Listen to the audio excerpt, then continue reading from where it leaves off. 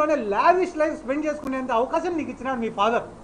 అటువంటి మీ ఫాదర్ని ఎవడు పడితే వాడు విమర్శిస్తుంటే ఒక్కరోజు స్పందించని బైరెడ్డి శబరి గారు సిద్ధార్థ రెడ్డి పైన మాట్లాడమంటే మాత్రం అమెరికాలో ఉన్న ఫ్లైట్ ఎక్కి కర్నూలుకి వస్తారు.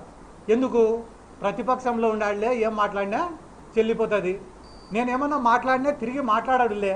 ఒకవేళ వాడు ఏమన్నా మాట్లాడితే నేను వెంటనే ప్రెస్ ముందు కూర్చొని మహిళను ఎవరైనా ఇలా మాట్లాడచ్చా అండి, డాక్టర్ని ఎవరైనా ఇలా మాట్లాడచ్చా అండి అని ఏడ్చి మళ్ళీ బురద అంతా వాడిపైన చల్లొచ్చని ఒక ఆలోచన.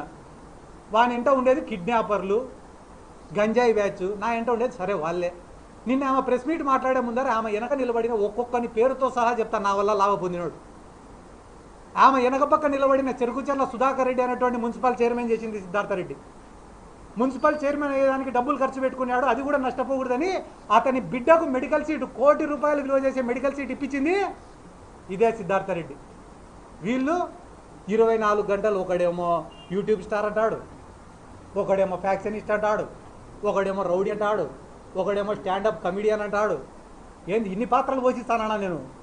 ఒకడు శాప్ చైర్మన్ అంటాడు, ఒకడు యువజన విభాగం అధ్యక్షుడు అంటాడు. ఇవన్నీ అయిపోయిన తర్వాత సరే కుక్కలు మురుగుతుంటాయి, మాట్లాడకూడదు, నేను పిల్లోడికి న్యాయం చేయాలని పోరాడినా, అంతకుమించి మాట్లాడకూడదని అనుకున్నాను నేను.